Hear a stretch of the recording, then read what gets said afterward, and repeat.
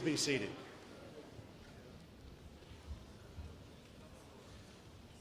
If we have folks standing, there are additional seats on the floor. If anyone needs a seat, please feel free to take a chair on the floor that's behind the students or any place else that you can find. Welcome to the 2017 May commencement at Central Methodist University.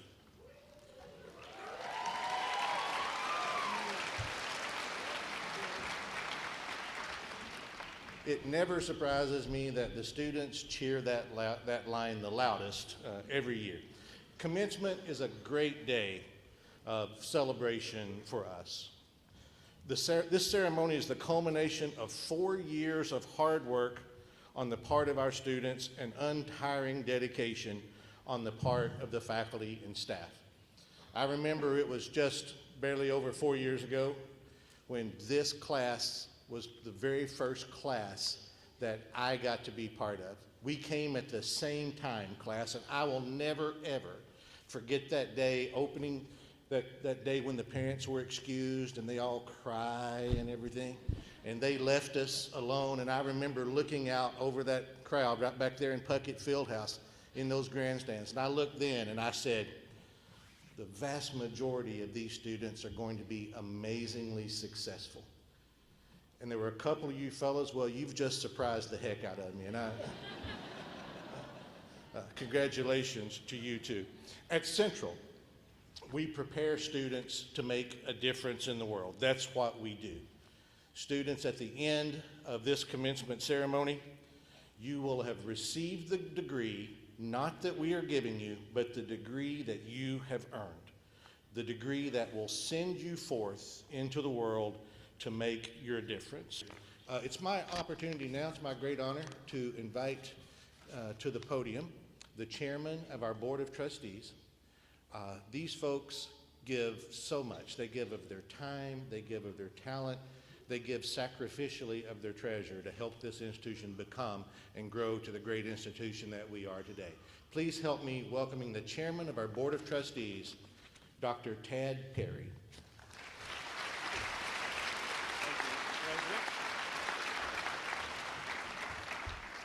It is a real special privilege that I have to welcome and bring greetings from the Board of Trustees to the 2017 graduates of Central Methodist University. Let me pause and ask members of the board who are here, we have a few of them here, to stand, and if you would, help me recognize them. Please stand up, board members.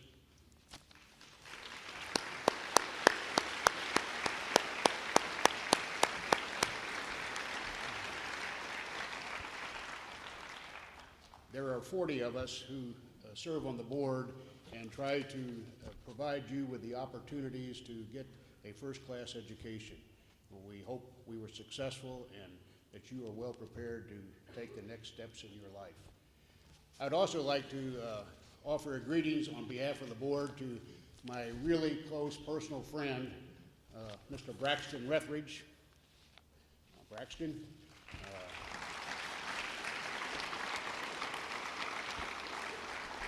Braxton and I wandered around this campus a few decades ago at the same time, as well as through the streets of Fayette where we both grew up. Graduates,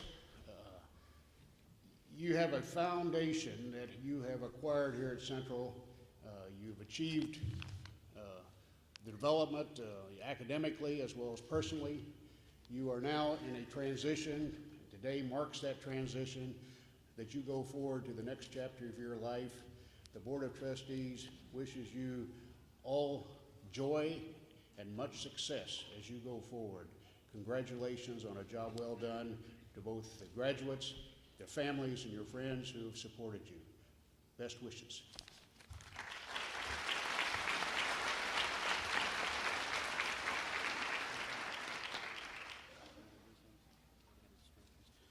Well, I have another great honor. Students, there are many, many stories about the legends that have worked here and have touched the lives of all of students like you and students before you, all of those who have lived and learned. at this place. And you see many of those legends named engraved on our buildings across campus. You've seen Throgmorton, Erastus P. Puckett, T. Berry Smith, and many, many more. We have with us today, who will be your speaker, is truly a living legend of Central Methodist University. Today's speaker, in my estimation, over the course of his 52-year career, let me say that again, a 52-year career as an admissions counselor, has likely influenced more than 5,000 students to come and be influenced by the mission of Central Methodist University. Graduates, if Braxton Rethwisch recruited you as a freshman, would you please raise your hand high? Yeah. Braxton is an alumni of this institution. He graduated in the class of 1964. To the vast majority of our Central Methodist community, he requires no introduction at all. But I do have a very, very special honor that I get to present to Braxton. I get to present Braxton with the highest award the Central Methodist University faculty can bestow. Braxton, if you would come forward.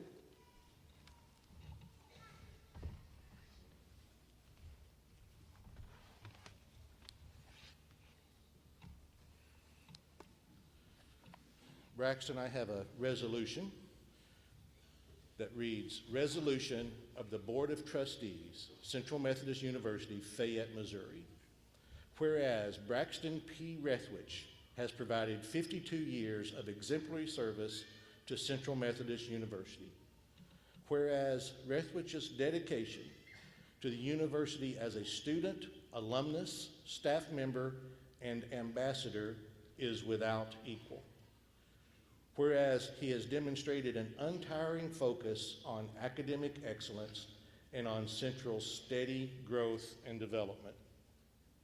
Whereas Rethwisch has accomplished all of this with a gracious and generous spirit, and whereas Rethwisch is most deserving of the highest honor that the faculty of Central Methodist University can bestow, be it therefore resolved upon recommendation of the President and approved by a vote of the faculty, the Central Methodist University Board of Trustees hereby confers upon Braxton P. Rethwisch the degree Doctor of Humane Letters with all the rights, privileges, and responsibilities appertaining thereunto.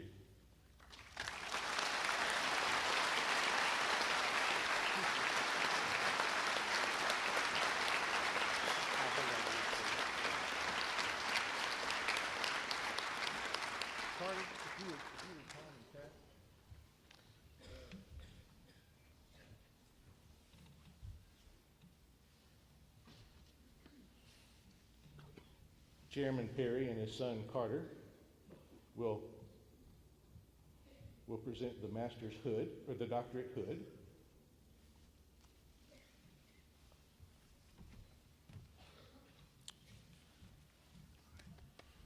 And ladies and gentlemen, I present to you for the first time, Dr.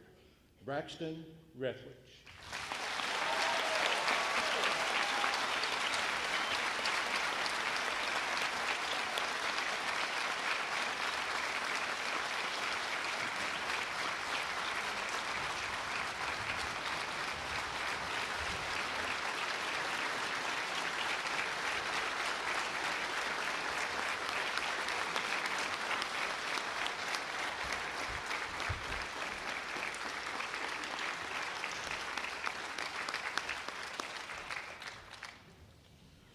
Thank you folks so much. That's a great honor. A standing ovation is a great honor to bestow upon Braxton, and it's also greatly earned. Before I invite Braxton to the podium, Braxton has been through a lot lately. He has had a great challenge, but as all of us expected and knew, he would rise to meet that challenge. But he didn't do it all himself. He had some great help. Braxton had some great help with his wonderful wife, Judy, and with his amazing children, Carter and Christine. Carter is here today, and I think Carter would like to say just a word before Braxton comes to the podium. Carter?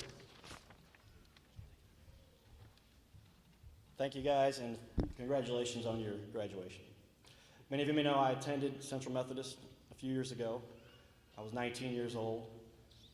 That was 1991, which is a few years ago. And I was in a bad accident that was fatal and caused me to go through great trauma. So I have something in common now with my dad because he's recently suffered a stroke. But whereas almost 50% of the people who suffer that kind of stroke do not survive, he survived.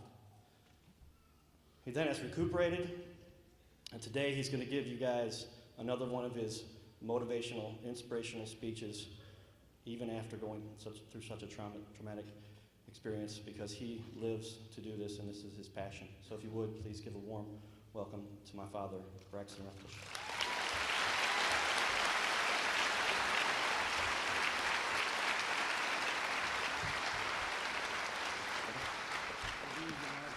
Talk to you, Carter. Yeah, we'll go ahead. Okay. Thank you. Thank you. Members of the class of 2017, this is your day. And a lot is made in colleges all over the country about who shows up opening day. Well, to seasoned admission professionals, this is the day we live for. Who shows up at graduation? Boy, it's great to see all of you.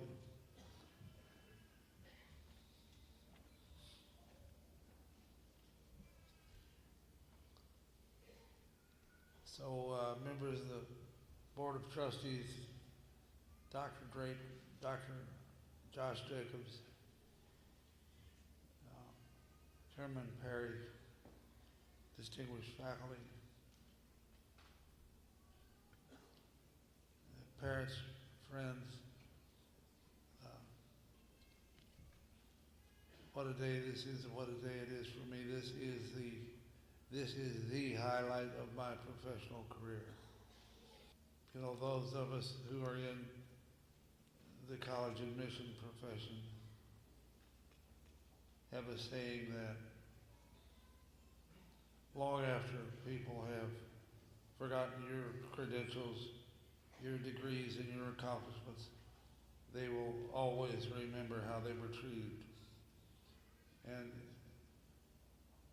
in our profession, we hope that people will look back at us and say, well, they treated me with honor, respect,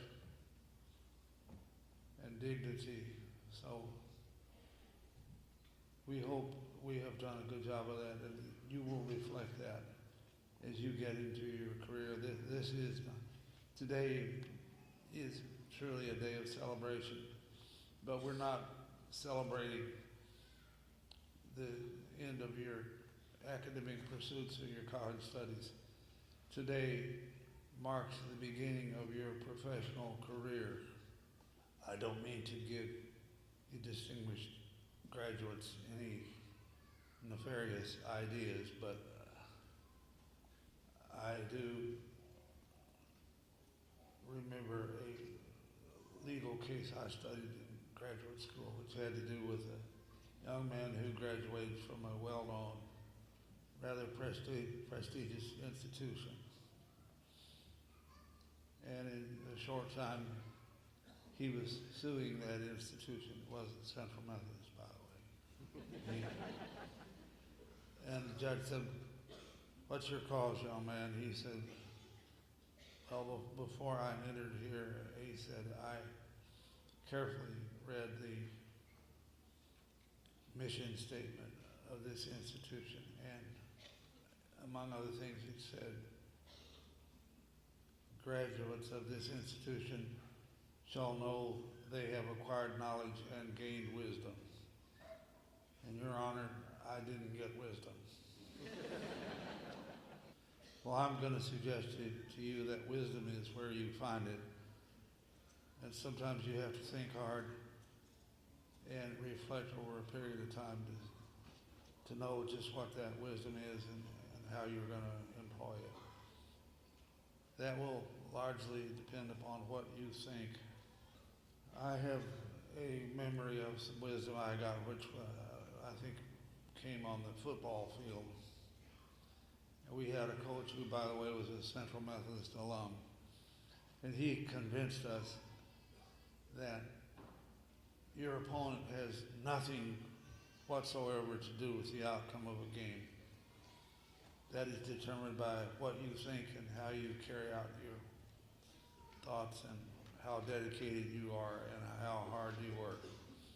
How you look at things and the way you think is exemplified in a story I heard long ago about a construction crew working on a building site, and it was hot and they were tired and they were frustrated. And one of the workers said, "Oh, this is terrible. We're out here in the hot sun and we're hauling sand and gravel and mortar. And then we get it ready and those guys over there, those stone masons, are building wall. And pretty soon another worker kind of showed up late and looking beleaguered and tired. And somebody asked him, "What are you doing?" He said, "I'm building a cathedral." My football coach suggested that if the opponent was unimportant, he was single-minded, and he said,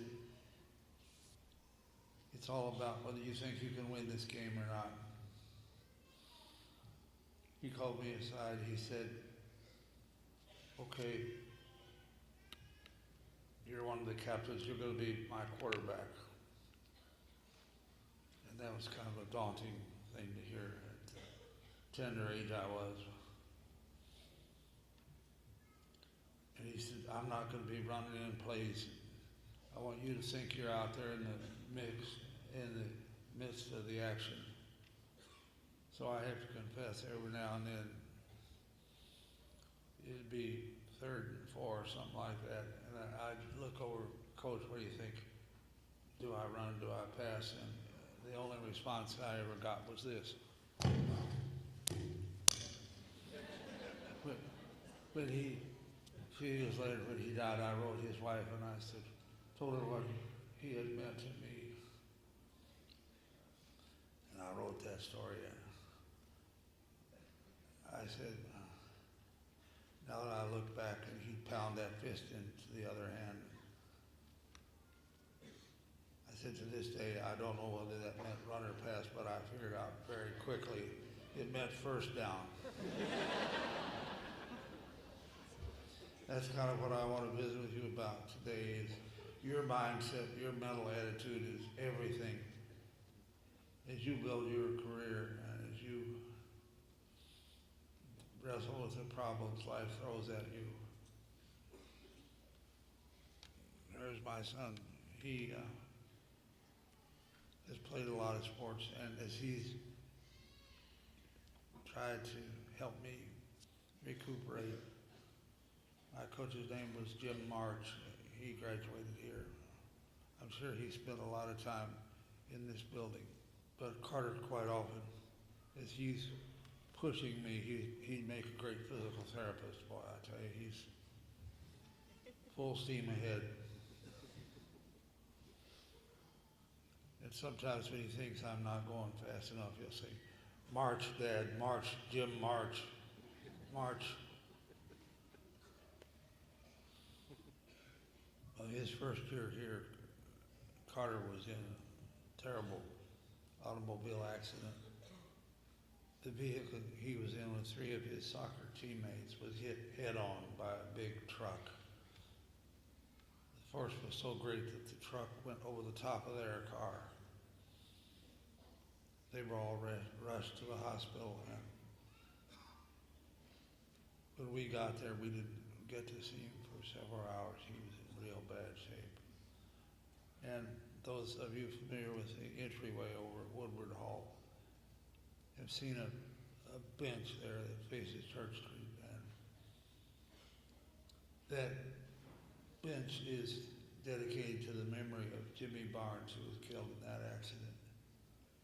Carter's injury was such that he was in a coma for 5 days, and then when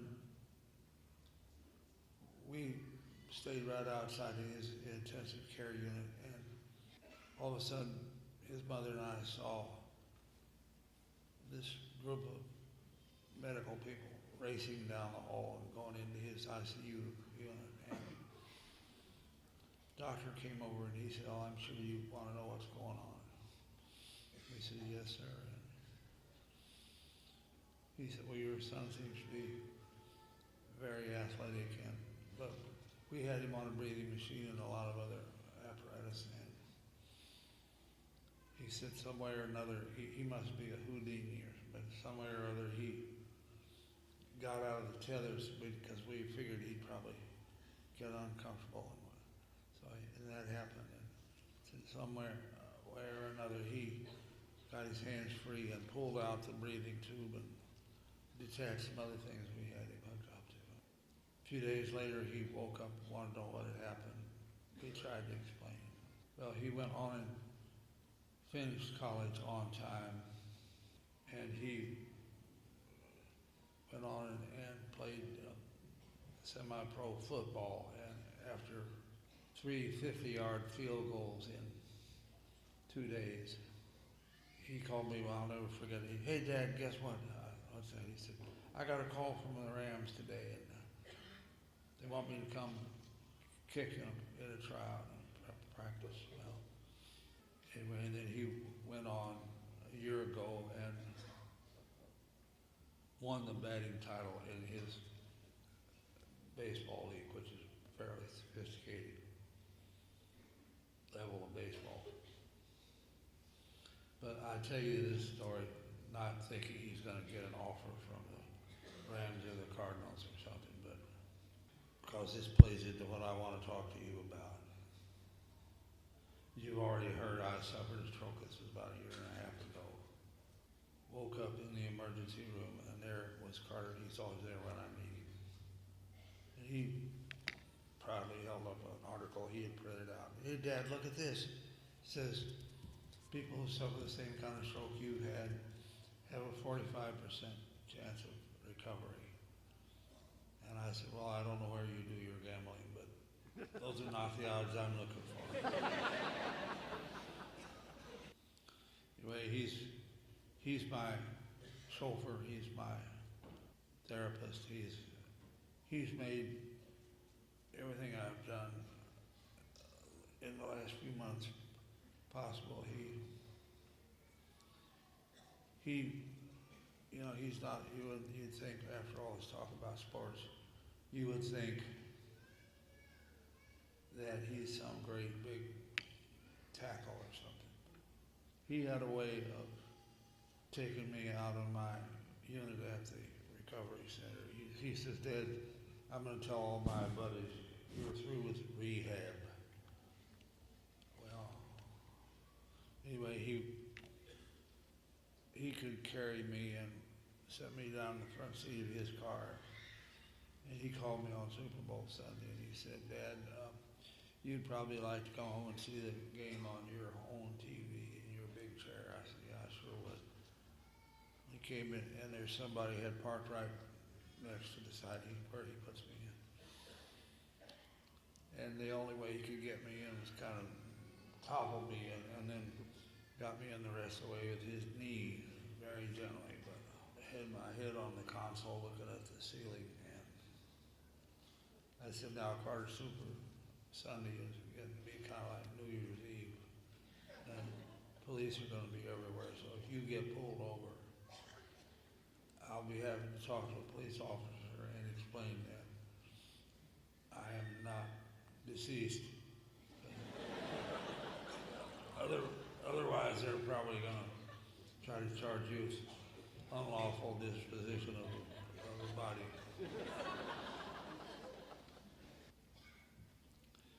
He would put up with any talk of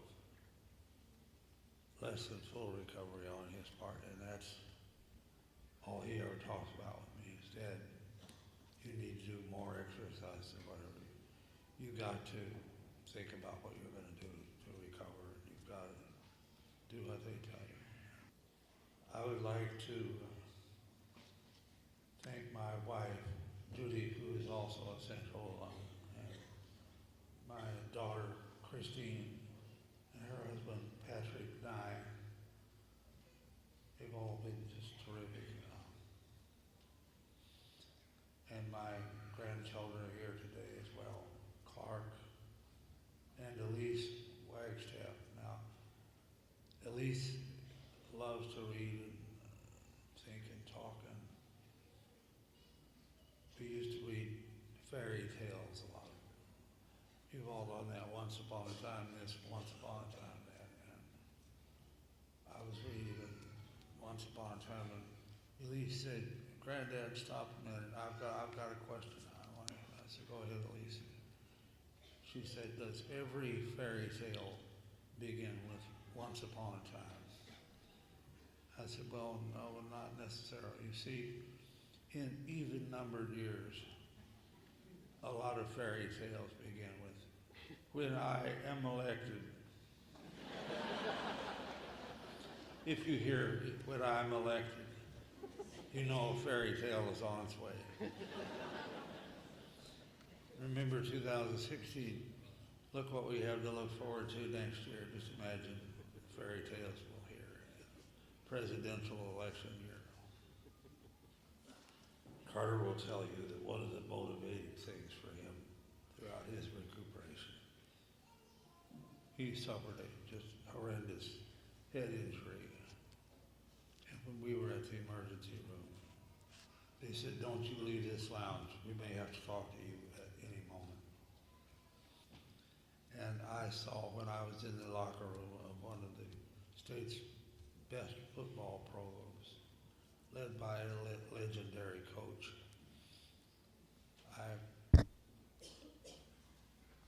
As I walked out, I saw in letters this high over the locker room as you went to the exit door. There was this phrase, "If you think you can, or if you think you can't, you're right."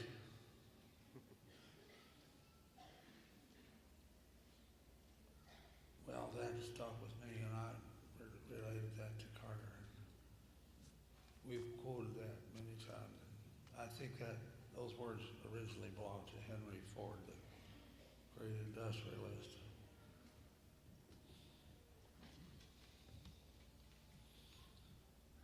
And to show you the way things, who's that? I seem to be jumping around. That's because I was rearranging my thoughts a little bit as we drove out here yesterday. I was in the back seat of the van with my wife driving, and so I got a few things out of order, I think.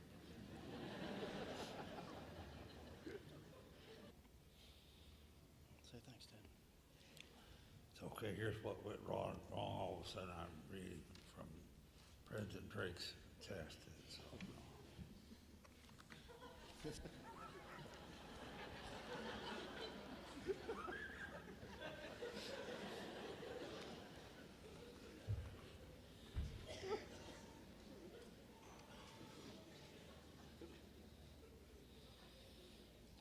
you're lucky.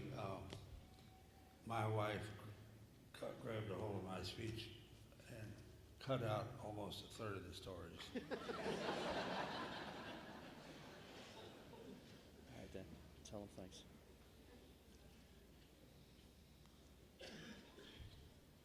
You covered it all there. Yep, right down here. Conclusion. He said, "Here's your conclusion right here."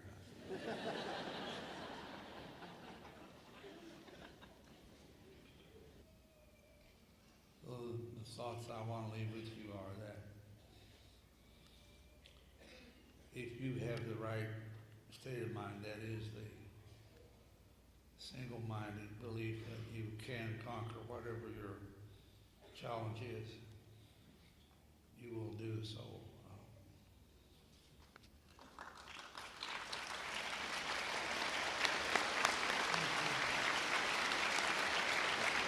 Thank you, Judy.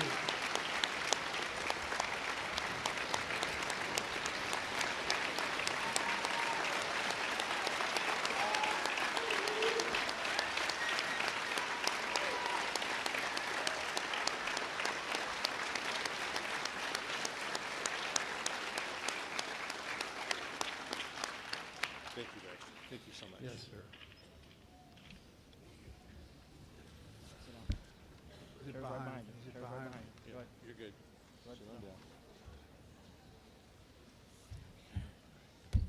Thank you. Good job. Good job.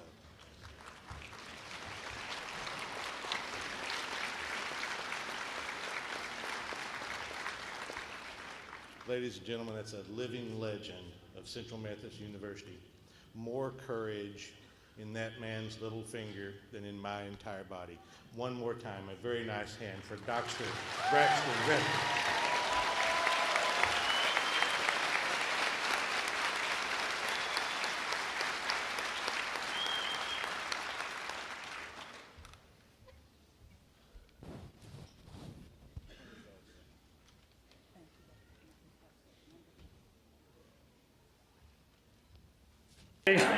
Rolling. Braxton, I love you. You're so wonderful. Congratulations on your doctorate. Braxton was wonderful. He got wonderful applause. He did a great job. I've never seen that kind of applause in fucking Fieldhouse, except one time when I stopped speaking.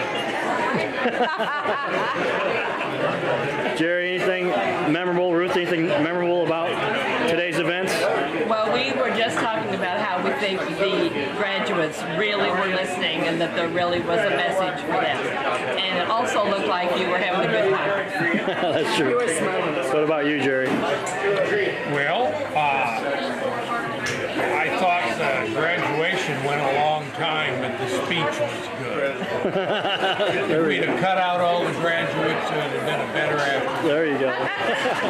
So what do you guys think about the graduation or the It's awesome. ceremony? Say it again? Yeah, Dr. Dad, giddy up. Giddy up. All right. Good job, Dad. Very proud of you.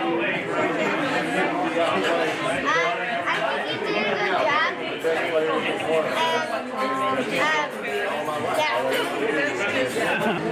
Clark, what did you think? Grandpa, you think about Grandpa's speech?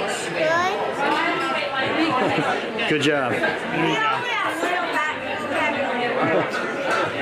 All right, we're making this for my dad. Any parting comments? Anything exciting you thought about today's events? Well, I think it's really nice to have a Dr. Rethwisch in our family. Absolutely. Because it probably won't come anywhere else, right? Probably not. Boy's good. Nice job. Did a great job. I owe you. I have to pay you. The Reeds. Helen, anything? We've been looking forward to coming for some time now, and it was good to see your folks and everybody else that's here today and tonight. Mike? Well, I've admired your father almost since the moment I met him, and I don't know that I ever admired him more than today with his courage to stand up there and speak to this group. And it's clear from his son's activity that he's a chip off the old block. Well, thank you. Good work. Aunt Sue? I am just so thrilled to see my brother-in-law doing so well, and that he was brave enough to speak in front of a huge audience. He did a wonderful job, and when his wife didn't like that, he stopped. I mean, that was amazing. But I love seeing Central, and I love doing it with Jack because we hadn't been here together for 50 years. So. And this is where we met. We were at Central. Jack and Aunt Sue. And Braxton again too. I'm glad you did so well today. I was pulling for him, and he did great. And you did great in helping. All right, thanks. Jay, what'd you think? I really enjoyed the speech. It brought tears to my eyes. And it's great to see the amount of people that really love him. And to see how many people people's lives and his impact is very positive. Great, thanks. Good job. At least 5,000. At least 5,000.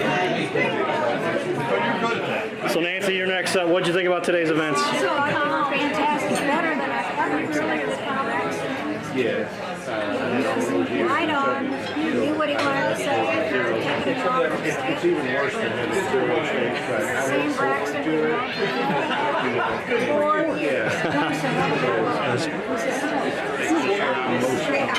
Yep. How are you? What'd you think of today's events? I thought it was great. It was meaningful, and I thought he had a relevant message for the students, and it was cool seeing all the people that he recruited raise their hand. Oh, okay. Coming to you next. Tracy, what'd you think about today's event? Today's event was wonderful. Father like son. I'm proud of your dad. I'm proud of you, Carter. Way to go, Braxton. Yeah, giddy up. And Dr. Drake, how are you, sir? What'd you think? I thought today was fantastic.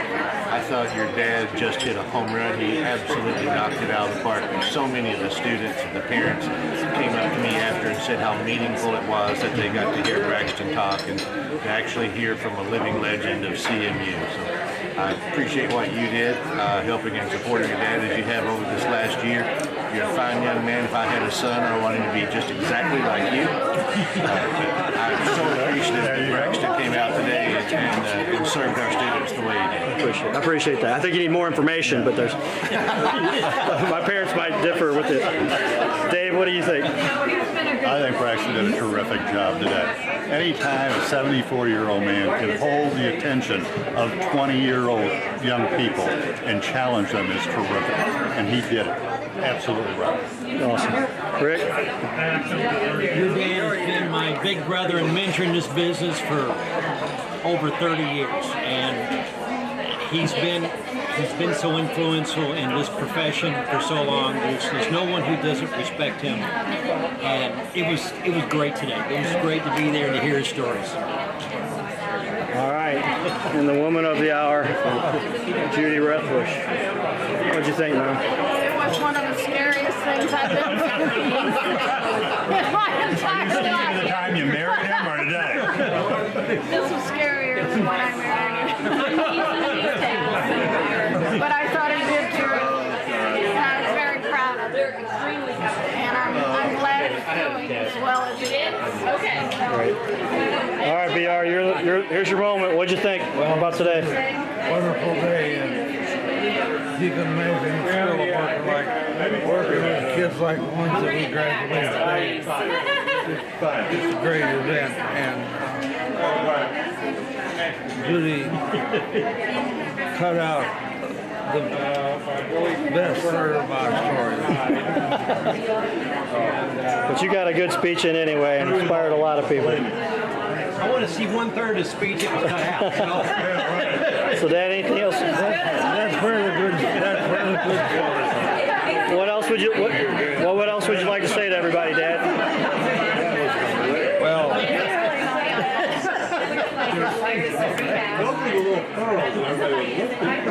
these are the people that fuel me. And when I think about what Central means, these are the ones who define that. Awesome.